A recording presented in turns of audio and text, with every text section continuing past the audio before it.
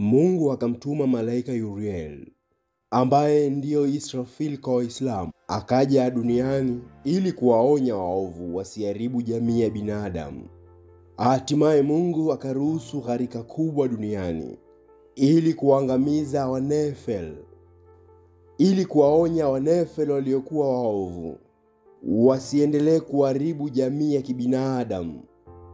Hatimaye Mungu akaruhusu gharika kubwa duniani na kuwaangamiza Wanefilin wote.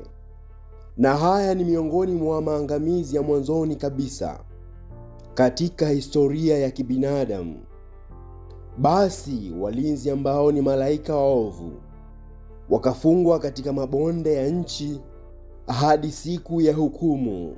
Biblia Yuda mstari wa 6 unasema, na malaika wasiolinda enzi yao wenyewe, lakini wakaacha makao yao yaliyowahusu, wameweka chini ya vifungo vya milele wakisubiri siku ya hukumu ya Mungu. Kwa upande mwingine, viumbe hawa waliofungiwa wanafananishwa na viumbe wengine hatari zaidi waliotajwa katika Quran sura ya 18, Wajuj wa Majuj au Juja wa Majuja.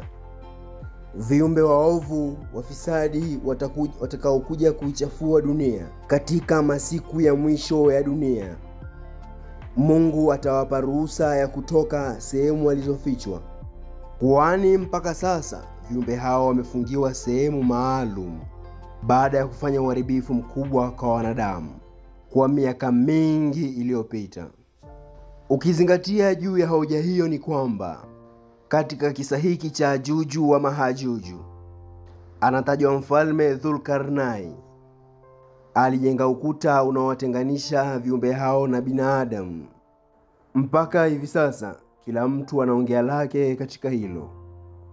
Tafadhali, ili uweze kufuatilia mwendelezo wa makala hii, basi usisahau kubonyeza alama kitufe chekundu kilichoandikwa neno subscribe, na kisha itatokea alama ya kengele, nayo utaibonyeza pia.